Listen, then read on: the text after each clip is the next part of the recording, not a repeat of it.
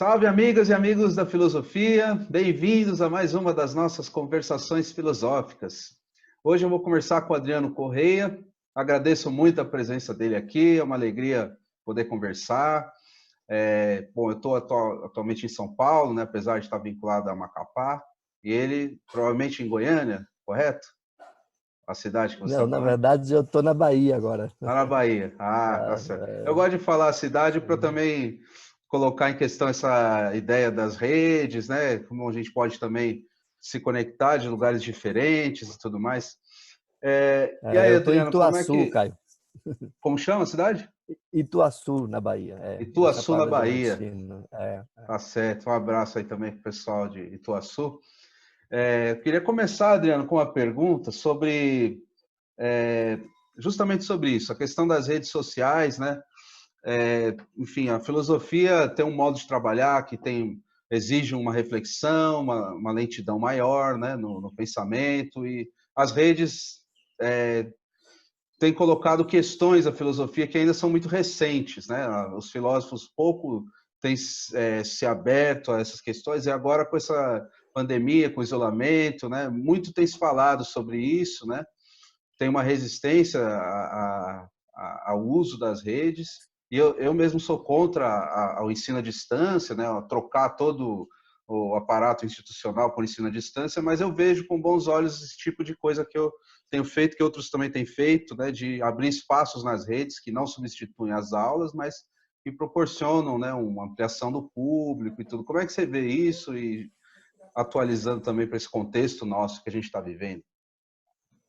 Caio, bom, queria saudar o pessoal também que está assistindo, agradecer o convite, eu aceitei com satisfação, tem uma série de... A ideia é muito boa e uma série de colegas que me antecederam, que eu pude ver pelo menos partes de algumas das entrevistas, me pareceu muito interessante a ideia. Eu, então, aproveito para comentar a tua pergunta no seguinte sentido. Bom, a nossa atividade, a atividade da filosofia, a nossa pesquisa, o ensino, a produção de trabalhos acadêmicos, cada uma dessas coisas tem uma dinâmica própria, né? Que tem a ver com as possibilidades de diálogo, necessidades de estar só, e ao mesmo tempo uma concentração especial. Em outros casos pode ser importante, por exemplo, você está com a tese travada e você conversa com um colega e de repente tem alguns insights e isso pode inclusive destravar parte da pesquisa, etc. Então, assim, o que eu quero dizer é que eu também não sou entusiasta do ensino à distância, no sentido de que ele substitua o ensino presencial. A gente está vendo isso, o quanto que os pais de jovens, né, crianças e jovens, têm reclamado do quanto isso não parece lá muito interessante, não no sentido de ocupar ou não as crianças e os jovens, mas no sentido de que é necessário um aprimoramento muito maior dessa ferramenta, e fica claro que não substitui de modo algum o encontro, a companhia, né? No caso dos mais jovens, isso tem até uma relevância maior, mas também na graduação, na pós-graduação, a convivência é decisiva, né? A despeito disso, e mesmo eu não tendo na minha trajetória acadêmica muitos registros assim, nem de áudio, nem de vídeo, e tenho utilizado muito pouco isso ao longo da minha experiência profissional, eu não tenho nenhum problema, na verdade. Eu acho que é uma ferramenta, um instrumento que acrescenta quando não solapa aquilo que a elaboração detida dos problemas, né, dos conceitos, das discussões, né, e o tipo de interação que a gente tem numa sala de aula, por exemplo, né, que tem uma dinâmica própria que eu não acho que seja passível de reprodução, nem numa tela com várias, com várias participações e tal. Mas eu acho que tem um outro aspecto que é decisivo e que é importante para a gente nesse momento, que é tratar estas ferramentas tecnológicas como isso que elas são, ferramentas, instrumentos que nos permitem realizar coisas que antes a gente teria muito mais dificuldade ou nem seria possível de realizar, né? Por exemplo, essas conferências com participação de várias pessoas, né? E com uma qualidade bastante razoável, mesmo que com uma internet que não seja excelente, né? Agora mesmo eu estou na zona rural aqui, né? Onde meus pais vivem, na Bahia, e é de onde eu tenho me comunicado com todo mundo para fazer tudo, desde a universidade até as atividades da Ampof, intervenções políticas e tal. Uma coisa que é quase um consenso e é um debate importante a ser travado, inclusive, é como que nós vamos nos comunicar com a sociedade.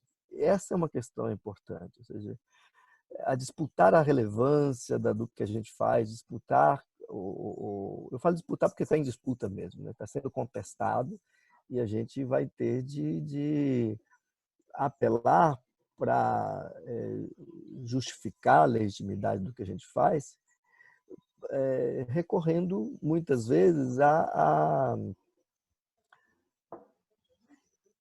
elementos que estão justamente em crise, como a questão da cultura. Não é? Então, eu acho que tem muito assim, defender que nós somos guardiães de uma certa cultura, de uma certa tradição. Isso não me parece que tenha ressonância para fora do nosso meio acadêmico, mesmo que tenha para um colega da física, para, sei lá, alguém da biologia, não vai comunicar com um público mais amplo. Eu acho que comunicar com um público mais amplo não é um dever de cada um de nós, eu não acho que necessariamente a gente tem uma obrigação, mas se a gente pensa nas condições em que nós nos encontramos, com ataques os mais rasteiros, frequentes, né, e que desestabilizam a gente, os estudantes, eu imagino como que está um estudante que está pensando em entrar numa graduação em filosofia ou que ingressou nesse ano. Já é realmente desestimulador, assim, já começar contra tudo e contra todos. E eu acho que essa experiência de tentar se comunicar com o grande público, compartilhando os temas que a gente investiga, não subestimar o público também, ou seja, achar que as pessoas precisariam de alguma mediação especial. Alguns vão entender mais, outros menos, mas eu acho que é decisivo que a gente encontre canais de divulgação acadêmica, não seria uma divulgação científica no nosso caso, mas divulgação do que a gente faz, sem temer. Eu acho que há ressonância, eu acho que quando as pessoas conhecem o que a gente faz, elas têm muito mais empatia do que embarcam nesta onda aí de condenar a área como um todo, né? E como eu te disse, eu não tenho muita experiência também no uso desses meios, mas as experiências que eu tenho tido nesse ano, principalmente, né, têm sido muito boas. Assim, gravei um primeiro podcast, nunca tinha feito isso na vida. Essa nossa experiência, que é a segunda vez que eu estou conversando, semana passada, exatamente na segunda-feira, eu conversei com a colega Flávia Biroli, da Ciência Política da UNB, que é presidente da Associação Ciência Política, Associação Brasileira de Ciência Política, e essa nossa segunda conversa aqui. Confesso que me assusta pouco. Eu teria mais de assim, desenvolver, porque envolve também habilidades específicas. Não é uma aula, é uma conversa, a gente tem que ser claro, tem que ser mais breve. Eu já estou falando, por exemplo, há muito tempo. E acho que tem que explorar assim, esses meios e pensando em uma estratégia política mesmo, de presença da nossa área, né? E de não subestimar a capacidade que a comunicação tem na disputa aí pela legitimidade da pesquisa na nossa área, né? Uhum. E como é que você vê essa reação conservadora que, como você notou, eu acho que todos nós estamos bem a par disso, está colocando problemas à academia e, sobretudo, à filosofia e às humanidades em geral, né? Porque parece que há uns 15, 20 anos houve alguns avanços, né, nesse sentido. e mais recentemente uma retomada conservadora, né? E aí mais recentemente ainda um corte, já uma sequência de cortes que vem se dando, né? E esse ano aqui, nessa semana, a gente teve mais uma notícia, né, de cortes, como você falou, está em disputa ainda. Como é que você vê esse movimento da filosofia de ampliação nos 10, 15 anos para cá e agora de uma retomada conservadora? Pois a filosofia teve uma expansão extraordinária junto com a universidade pública, principalmente o sistema federal, mas não apenas. E, e foi uma expansão qualificada, capilarizada, regionalizada, né?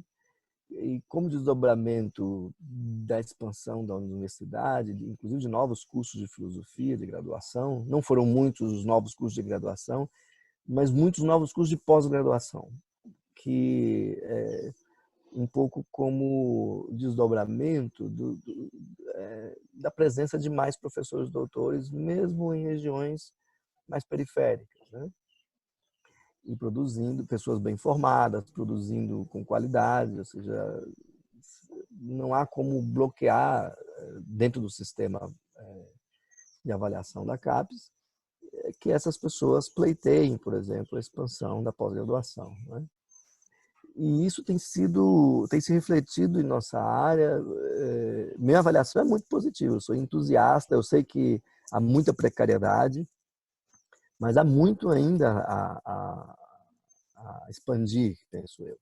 Só que, como você bem notou, o momento atual, que seria um momento bastante propício, ou seja, nós temos aí jovens doutores que se esparramaram pelo Brasil e que ganharam alguma experiência e que estão, portanto, em condições de pleitear, por exemplo, um programa de mestrado, né? E justamente quando amadurece essa expansão, nós temos esse movimento difícil de classificar, eu também em geral chamo de conservador, mas é um negócio muito caótico, não sei se você tem essa impressão.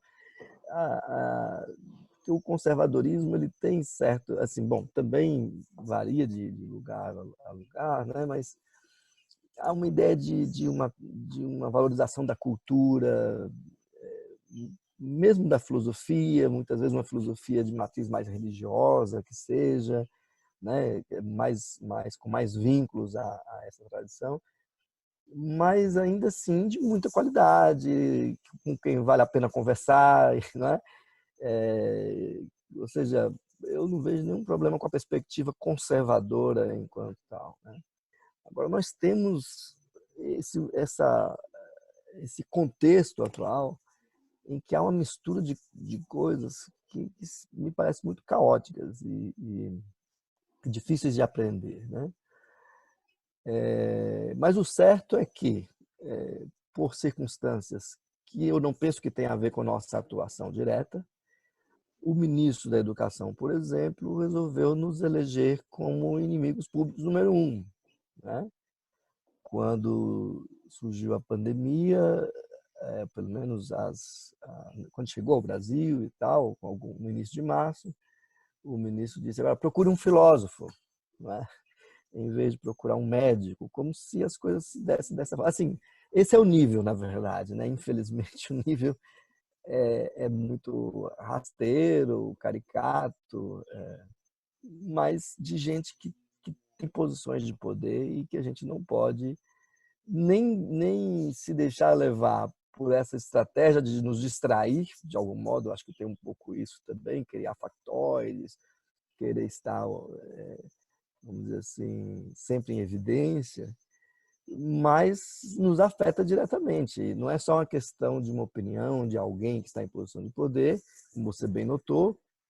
Nós tivemos, neste ano, duas iniciativas que foram drásticas para a nossa área. A Portaria 34 da CAPES, né?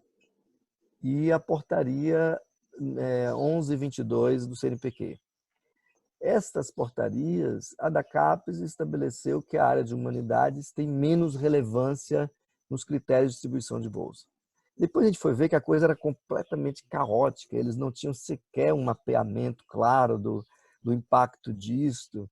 E aí voltaram atrás, revisaram, e aí agora a gente está numa espécie de limbo em que eles prorrogaram as coisas, prorrogaram o sistema antigo, perceberam os problemas da portaria, mas não anunciaram nenhuma retificação ou revogação, ou seja, estamos nesse caos e eles parecem que não têm o pudor de se aproveitar das dificuldades de articulação nesse contexto de pandemia para pôr em circulação essas medidas.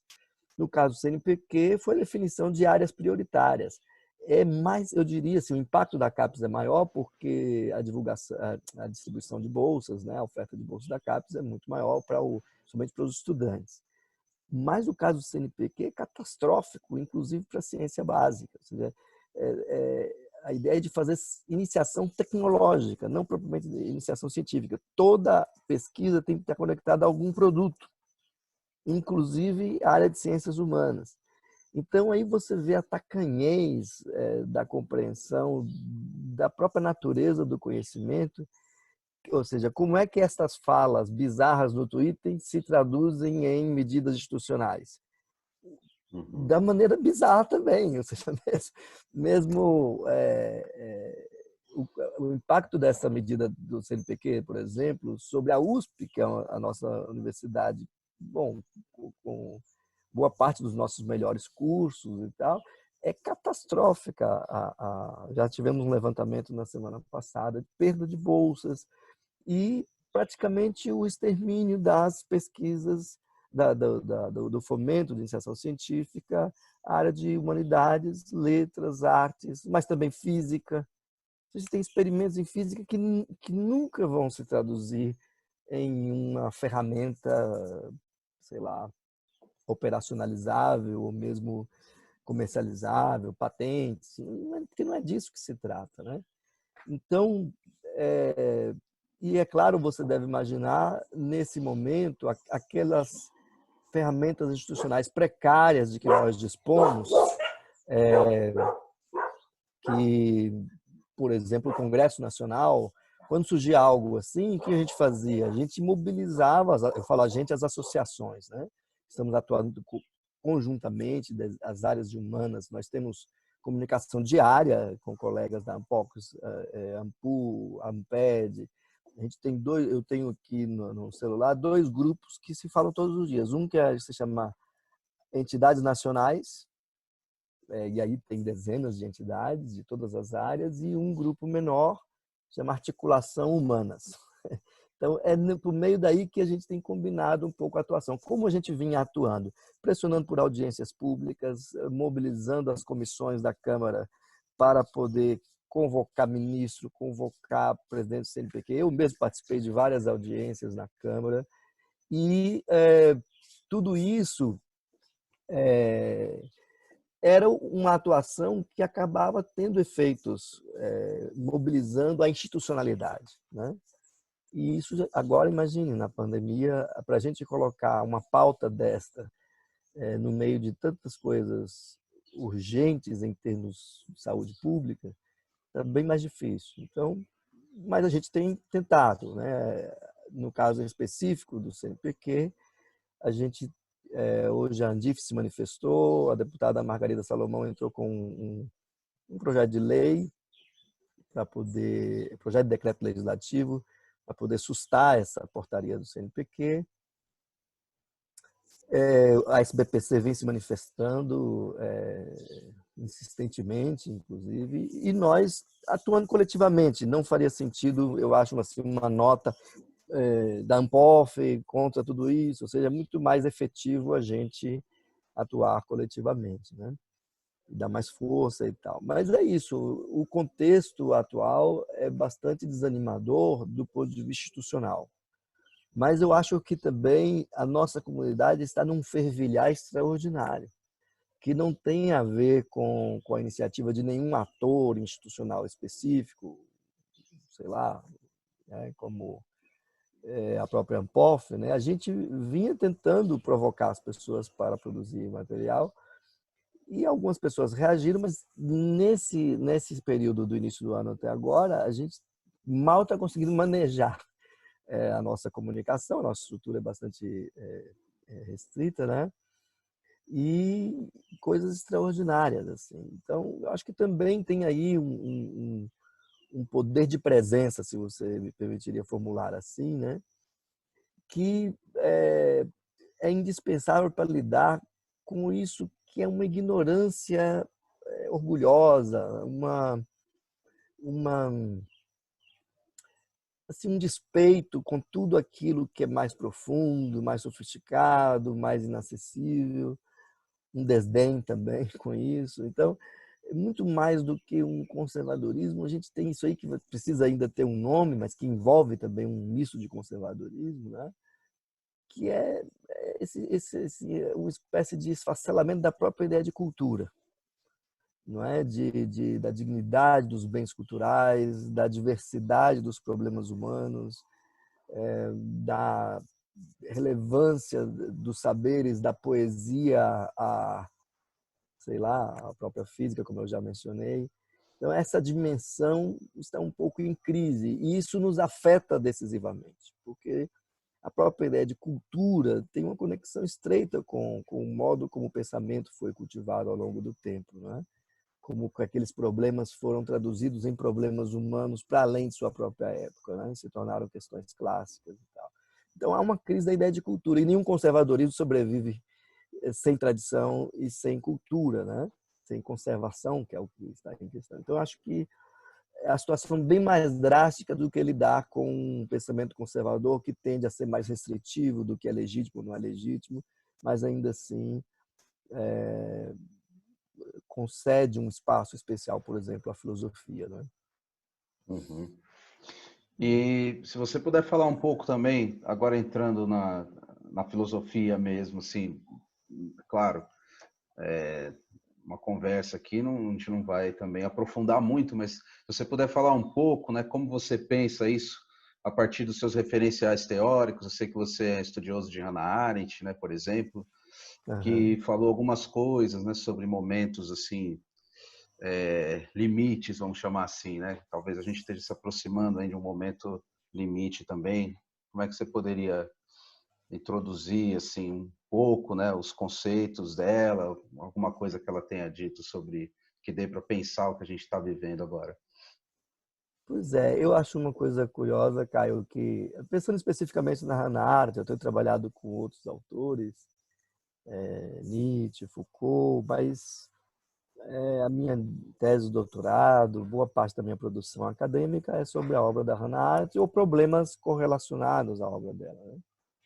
Uma coisa curiosa é que quando o Trump, na semana que o Trump foi eleito nos Estados Unidos, em 1984, o livro do Orwell foi para a lista dos 10 mais vendidos e as origens do totalitarismo acho que estava entre os 100, 50 e pouco mais vendidos de todas as áreas, né?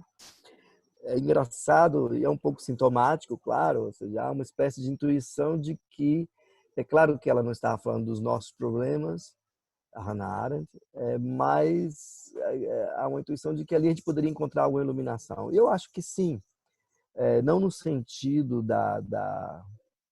do profético, né, mas de indicar afinidades que são importantes para a gente tentativamente ir encontrando parâmetros de compreensão, né? Eu te digo isso porque um dos textos de Arendt que eu mais gosto é um texto de 53, é um pequeno ensaiozinho, As Origens do Totalitarismo de 51, né? E aí um ensaiozinho, umas 10 páginas que ela publicou, chamado Compreensão e Política. E ela começa justamente dizendo isso, ou seja, se a gente tivesse de entender o que é totalitarismo, ou seja, chegar a um conceito na ciência política, na teoria política, para poder começar a combatê-lo, a gente estaria perdido. Então, a gente, com eventos que, de algum modo, sobrepassam a nossa capacidade de prever, de encaixá-los em modelos ou sistemas de pensamento, ou seja, quando nós somos lançados na precariedade de ter de pensar de novo, de ter de começar meio que do zero, ter de lançar mão de, como ela dizia nesse texto, ou seja, eles têm sido chamado de ditadura, têm sido chamado de tirania.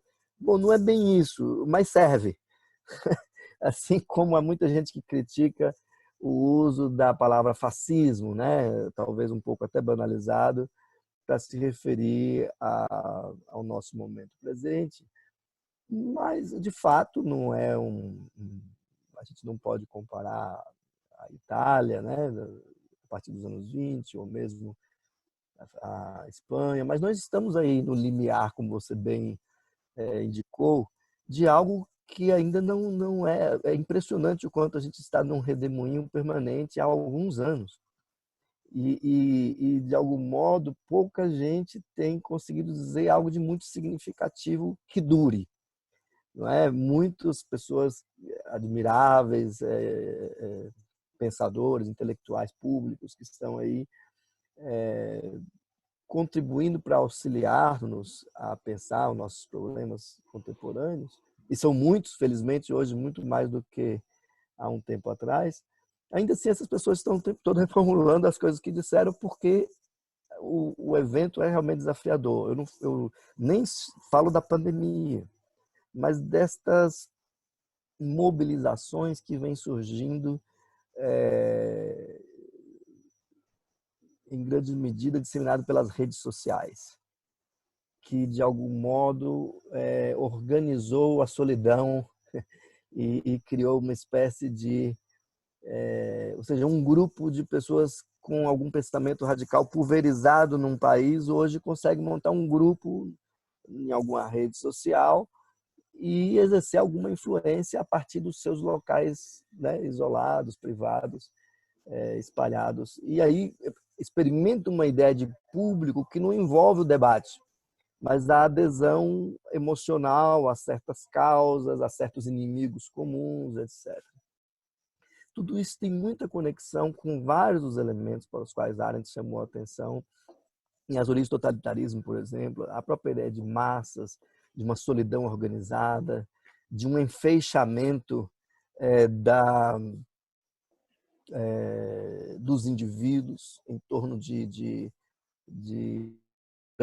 terror, como ela dizia, não é o caso nosso, mas cinturões ideológicos que mantêm ligadas pessoas que não estão propriamente refletindo sobre nada, mas compartilhando certos afetos comuns, certas convicções comuns e certos inimigos comuns, que isso tem sido decisivo para formar comunidade, entre aspas, né, dessas pessoas. Então, também acho importante nessa reflexão diária, muita gente tem recorrido à noção de banalidade do mal. Eu acho muito difícil que um uso não banal desta expressão possa nos ajudar muito no contexto atual. Eu acho que muito mais essas reflexões sobre o totalitarismo no sentido de decadência das instituições políticas,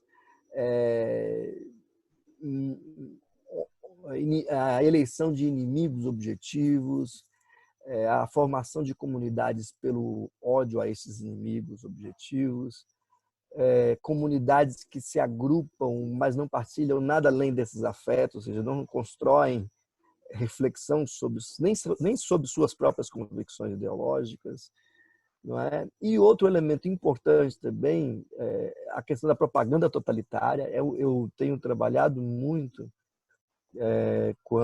desde o ano passado, quando sou convidado a pensar essas questões com a Arendt, eu tenho lido muito uma seção das Origens do Totalitarismo que se chama justamente a propaganda totalitária. E é impressionante ali as técnicas que ela traz como sendo típicas da manipulação da opinião, não é? E o quanto que essa identificação afetiva pelo ódio é decisiva na constituição do sistema totalitário, e não mais dos movimentos paramilitares, parapolíticos, em certo sentido, né? No sentido de serem não institucionais.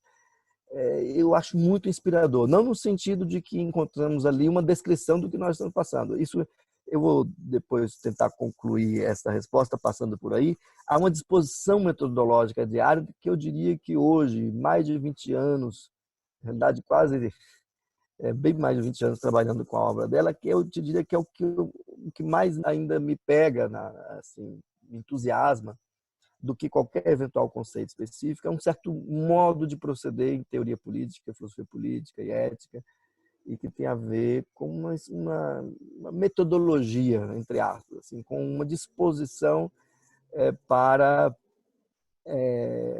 uma desconfiança de que nossas categorias têm sempre de ser reexaminadas a partir dos fenômenos novos que vão surgindo. Muita gente disse muita besteira sobre a pandemia, por exemplo, tentando aplicar suas categorias clássicas, já filósofos importantes. E eu digo besteiras sem perder o respeito por essas pessoas, mas assim, coisas triviais mesmo, coisas que sequer ajudaram a pensar a dimensão do que nós estamos experimentando, né? Um outro elemento que eu acho importante contemporaneamente, que tem a ver com a pandemia, mas tem a ver com essa questão que precisa ainda ser examinada, que tipo de publicidade é essa que se experimenta nas redes, nesses canais como WhatsApp e outros, né? É uma publicidade da divulgação, mas não do debate. É uma publicidade da visibilidade, mas não da discussão.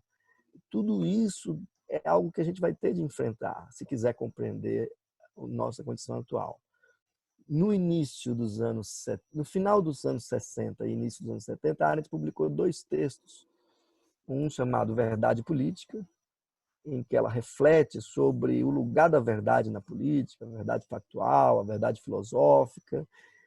E um outro texto, em grande medida esse texto, Verdade Política, que está entre Passado e Futuro, né, uma das obras dela mais divulgadas, uma coletânea de ensaios, ela, entre o Passado e o Futuro, nesse texto Verdade Política, ela reflete um pouco sobre a repercussão do seu livro sobre Eichmann em Jerusalém, né, uma certa campanha orquestrada contra o livro e tal. Então isso chamou muita atenção dela. Ela falava de uma mentira organizada, ou seja, uma mentira produzida, calculada e divulgada com o propósito deliberado de provocar certos efeitos. E no início dos anos 70, na ocasião do escândalo lá dos documentos do Pentágono nos Estados Unidos, relacionado à Guerra do Vietnã, né, documentos secretos que foram divulgados, ela vai falar sobre a mentira na política. E ela volta aí, são ensaios muito assim, no estilo muito mais jornalístico, se você quiser, principalmente esse, A Mentira na Política, e reflete sobre a mentira utilizada como uma estratégia de manipulação da opinião pública. Essas considerações têm me ajudado muito a pensar nossa condição. Também não acho que seja a mesma coisa, mas eu acho que pode nos ajudar a pensar o tipo de problema que a gente enfrenta. O lugar da verdade factual, o descrédito dos modos como se dissolvem o falso, ou seja, como se torna explícito o falso, seja a filosofia, seja a ciência, o jornalismo, não é? O descrédito dessas ferramentas, um desapreço pela verossimilhança, assim, acreditar nas coisas mais bizarras que chegam pelo WhatsApp. Então, há uma dimensão aí que da confluência desses descréditos e, ao mesmo tempo, simultaneamente, uma divulgação sistemática com muito mais eficiência de mentiras, com o propósito de produzir efeitos afetivos e políticos, né? Tudo isso é algo que eu acho que está no núcleo dos problemas que a gente ainda não conseguiu. Eu falo a gente, a filosofia, a teoria política e colegas das ciências sociais também ainda não chegaram a uma caracterização, até porque isso ainda está em curso, né? Muito difícil de avaliar. Então, só para concluir, para não falar mais ainda, a gente tem até um teto, não é? A plataforma nos corta, né? Mas a gente pode reconectar, né? Mas para também não falar demais mesmo, acho que nesse texto, eu tenho reunido alguns textos que eu tenho chamado de metodológicos, embora a Arendt nunca utilize essa expressão com muita clareza, mas o prefácio das origens do totalitarismo, esse texto Compreensão e Política e outros, em que ela fala da dignidade dos fenômenos, assim, do desafio que cada novidade representa para as ferramentas que a gente utilizava para interpretar, compreender e explicar. E eu acho que é um pouco isso, ou seja, na minha opinião, quem tem dito mais besteiras nesse período, por exemplo, da pandemia, é quem tem aplicado a esse contexto, sem ponderações, é, seus esquemas de pensamento para interpretar a modernidade como um todo, ou a contemporaneidade a partir, sei lá, das últimas décadas.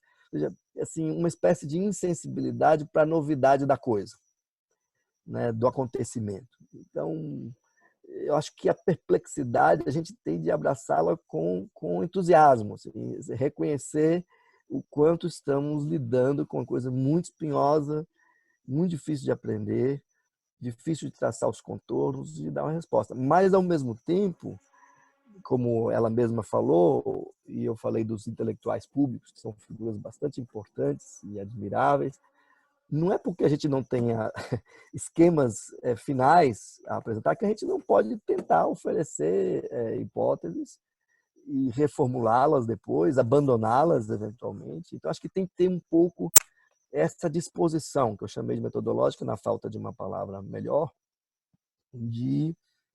para a novidade do acontecimento. E ter a modéstia de reconhecer que eles desafiam os nossos sistemas de interpretação, na filosofia, na teoria política, nas ciências humanas em geral, não é? Mas não só, né?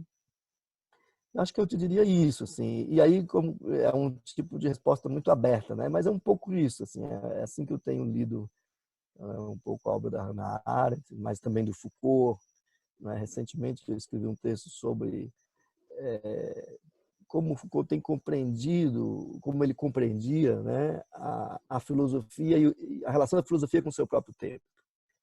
As obras ali, pequenos ensaios ali do meados 80, pouco antes da morte dele, e outros, que são textos importantes para a ideia mesma de crítica, de diagnóstico do presente, né, de uma ontologia crítica do presente. Então, tudo isso eu acho que tem a ver com uma disposição que é prévia à oferta de conceitos e categorias para interpretar esses eventos.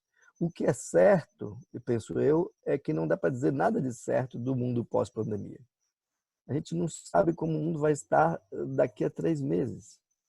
Não é? Quando as pessoas saírem do isolamento, podendo ir às ruas, por exemplo. A gente não pode esquecer que o Chile, no final do ano passado, estava em convulsão social. O que a gente vai ter? Isso vai ter, vamos ter fenômenos desse tipo quando as pessoas puderem sair às ruas, aqui e em outras partes, não é? Não sei. Mas a gente, acho que uma coisa que também é certa é que esta experiência pode dar em tudo, inclusive em nada. Assim, há muita gente achando que virá um novo mundo pós-pandemia. Ora, eu não sou assim, nem pela catástrofe e nem pela emancipação, né? Mas eu acho que há sim tensões que se estabeleceram que podem ser muito produtivas. Então é muito mais as respostas que a gente vai dar do que o próprio acontecimento. E isso eu li recentemente, algum pensador disse essa frase, não é uma frase assim pretensiosa, mas dizendo que é muito mais como que a gente vai lidar com o mundo que a gente vai redar, é muito mais decisivo do que o que a gente vai ter uma crise econômica que vai ter impactos políticos extraordinários. Acho que isso dá para antever, né? Esperar. Mas e daí? O que isso vai provocar? Eu acho que, como eu disse desde o início, está em disputa. Acho que a gente não pode perder essa dimensão da disputa, de que o que virá não é um resultado necessário de uma certa convergência de acontecimentos e contextos. São contextos de atuação. Não é? São decisões que precisam ser tomadas sobre a economia, por exemplo. Em que a gente vem investindo e por aí vai. Né? Eu acho que o último livro que eu escrevi sobre arte e modernidade tinha como subtítulo Política e Economia, Disputa por uma Fronteira. Eu gosto muito dessa ideia, assim, de que talvez seja otimista demais, até porque é uma espécie de colonização da política pela economia. Mas eu gosto de pensar que está em disputa essa fronteira entre o que é o econômico e o que é o político, e pode ser um momento bom para que esse tipo de debate venha à baila. Certo. Vou fazer só mais uma última pergunta, assim, sobre uma questão que me toca bastante, que eu venho me perguntando bastante sobre isso há bastante tempo, que é o problema de uma filosofia nacional, não no sentido de expressão de uma identidade, mas no sentido de construção de um sistema de pensamento em que os pesquisadores da área dialoguem, se leiam, que haja eventos, né, para discutir as obras produzidas aqui e tudo mais. Como que você vê o papel da Anpof nesse sentido? Porque ela tem um dos eventos maiores de filosofia do mundo, né, com em número de participantes, né, o encontro da É, Anpof, que provavelmente esse é. ano, não sei se ainda vai dar tempo de fazer, né, por conta da pandemia e tudo mais, mas tem um boletim que circula por todos os pesquisadores, né, tem uma ampla circulação, agora tem também os canais de redes sociais e tudo mais. Como que você vê esse papel da Aham. Anpof nessa atuação? Então, o evento, eu até pretendo falar, eu fiz uma pequena live, né, transmissão online, falando sobre o evento. Há muita ansiedade sobre ele, né, com toda a razão. Imagine a gente que está na organização, a gente já está pensando cenários alternativos aos cenários alternativos. Então, isso na organização de um evento como esse, eu tive a experiência de organizar junto com os colegas da Federal do Espírito Santo, o Encontro Vitória, é um evento muito difícil. E a gente, ele tem uma natureza, por exemplo, muita gente pergunta, por que não faz online? Não é para isso, não faria sentido, né? As pessoas vão para se ver também, para conhecer pessoas, para os lançamentos de livros, para debates, né, presenciais. Então, é um evento. Eu, desde que eu entrei no meu mestrado, eu nunca perdi um Anpof, mesmo fazendo pós-doutorados fora, com algumas ausências, por, por boas coincidências, eu participei de todas. E a Ampof tinha para mim esse sentido de uma coisa bem nacional mesmo, de ir lá conhecer as pessoas que eu leio, os professores que eu gostaria de ter tido, para além dos que eu tive e gostei de ter, né? E as obras que impactavam a comunidade e tal. Então, eu concordo contigo, é um evento que tem uma responsabilidade muito grande com a nossa área, né? Para nós, assim, nós devemos, organizando esses eventos, ter uma responsabilidade muito grande com a área. Qual o nosso compromisso, assim, pensando como atuação mesmo? Visibilidade. Assim, a gente não tem a gente não faz uma curadoria, né? Ou uma tutoria. O evento, ele é um pouco, o que a gente faz é organizar aquilo que a comunidade já, de algum modo, realiza. Então, eu penso que o compromisso é muito mais de visibilidade. Não obstante isso, eu acho que, e a gente vai ter, sendo em outubro ou não, estamos há 6 meses do evento e a gente acha que vai ser difícil mesmo que seja viável a realização do evento este ano, né? Mas, ao mesmo tempo, como estamos há 6 meses, a gente acha que pode decidir isso no final de junho, começo de julho, e adiar, por exemplo, para o começo do próximo ano. A gente vai discutir isso com a comunidade, não vai ser uma decisão da diretoria, claro, né? Vamos mandar isso para os coordenadores, vamos divulgar nas redes, para que as pessoas de algum modo participem. Mas voltando ao centro da tua questão, veja, eu acho que a primeira coisa é a gente, aí eu volto à questão da visibilidade. A gente tem de visibilizar a nossa produção.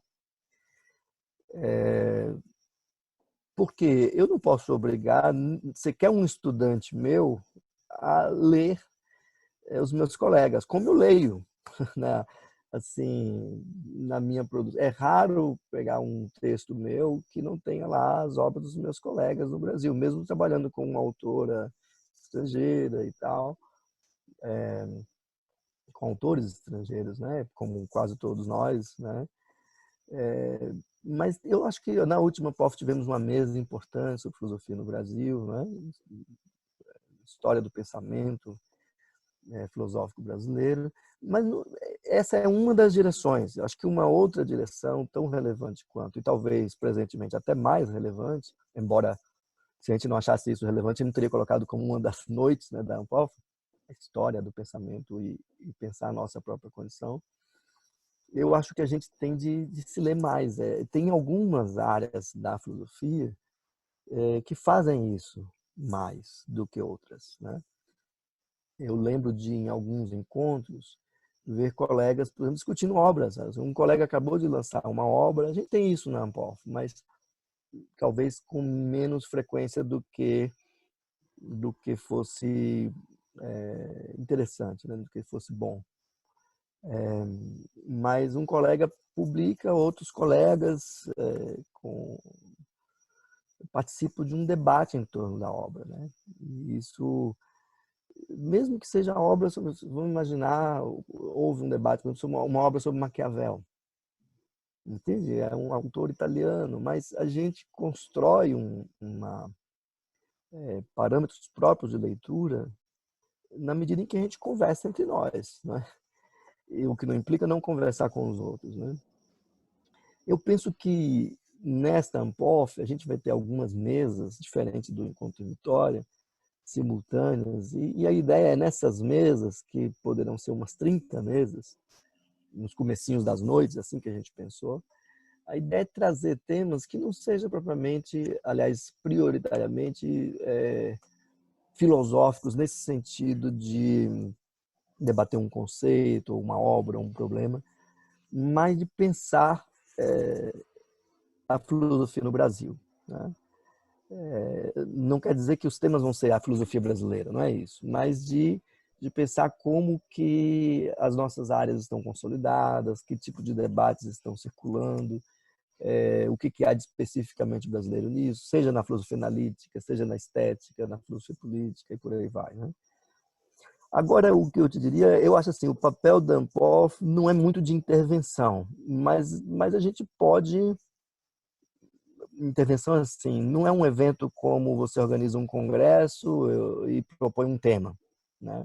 Acho que não faria o menor sentido isso na Amphof, mas acho que tem um sentido, sim, de a gente trazer esses debates. Quem é que vai debater isso e onde, se não no encontro da Amphof, não é verdade? Um debate como esse sobre a figura do intelectual, uma filosofia brasileira ou um pensamento brasileiro, não necessariamente obras originais que constituem uma espécie de identidade, como, sei lá, um pensamento francês, a filosofia francesa, como, né, nós temos. Não necessariamente por aí, mas no sentido de quem está pensando filosofia no Brasil e pensando o quê? E aí trazer esses debates. É claro que com isso a gente não tem condição de dar visibilidade a tudo, né? Mas isso, a gente não pode evadir disso, né? Eu acho que a gente não fechou a programação. Quando a gente estava nessa fase de começar a pensar a programação do evento, né? Porque está preparando esse evento desde julho do ano passado, né? E há várias etapas. A gente estava muito mais focado na infraestrutura do evento, que é uma coisa muito exigente, né? E aí, quando ia começar a pensar a programação, a coisa meio paralisou, né? Mas eu acho que a Amphof tem sim a ideia da coluna Amphof, que foi da gestão anterior do Marcelo Carvalho, né? Eu mesmo fui um dos que escrevi primeiro nesse espaço, né? Tem surgido muita coisa. A gente teve de reprogramar e a ideia, a gente fez um primeiro podcast também. Vamos tentar. São coisas simples que a gente pode levar as pessoas a fazer e ver o quanto é pouco custoso. A pessoa pode se preparar para falar sobre um tema. A gente tem um projeto que eu não sei se vai ser possível levar a cabo, mas de uma enciclopédia audiovisual de filosofia, com verbetes, com pequenos vídeos de até 10 minutos e algo assim. Então você tem o verbete de poder, verdade, sei lá. A gente não, a gente está tentando levar isso adiante, mas tem sido muito exigente a atuação política mesmo, sabe? Assim, de defesa da área, e isso tudo tem deixado esses projetos um pouco em segundo plano. Mas eu espero que até o final do ano, uma ideia como essa, de que alguém procure uma palavra na internet, um dos vídeos que apareça seja dessa enciclopédia, entende? Uhum. E iniciativas como essas que vão, assim como a gente recebeu a coluna Ampof e cultivou e vai deixar como herança para os próximos, não foi uma criação da nossa gestão, a gente vai tentar criar algumas iniciativas que os próximos vão poder avaliar o quanto elas são profícuas ou não, mas que tem a ver com essa ideia central que eu queria um pouco enfatizar, visibilizar, né? Trazer à tona a produção da área para os estudantes, para os colegas,